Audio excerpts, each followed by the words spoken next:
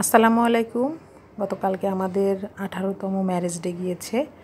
সবাই আমাদের জন্য দোয়া করবেন। আজকে আপনাদের সাথে আমার হাজব্যান্ডের একটি পছন্দের রেসিপি শেয়ার করছি। যেহেতু আমাদের ম্যারেজ ডে গিয়েছে তাই তার একটা পছন্দের রেসিপি আমি রান্না করার চেষ্টা করেছি, চাপিলা মাছ দিয়ে কাঁচা আম। তো এটা অন্যান্য ছোটো মাছের মতো সব মশলা দিয়ে আমি মেখে নিয়েছি। এখানে দেখতে পাচ্ছেন হলুদের গুঁড়া, মরিচের গুঁড়া, ধনিয়ার গুঁড়া, কাঁচামরিচ, টমেটো, আলু, রসুন, আদা বাটা, রসুন বাটা, পেঁয়াজ, রসুন কুচি এবং কিছু বেগুন চাইলে আপনি স্কিপ করতে পারেন যাদের অ্যালার্জির সমস্যা। আমি নিয়েছি। প্রথমে আমি চাপিলা মাছ দিয়েছি।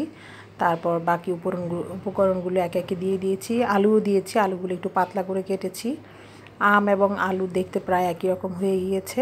আমি এখানে 4 থেকে 5 পিস কাঁচা আমের স্লাইস দিয়েছি এবং সমস্ত উপকরণ একসাথে দিয়ে মেখে বসিয়ে দিয়েছি। তেল দিয়েছি আধা কাপের মতন, দেখতে পাচ্ছেন।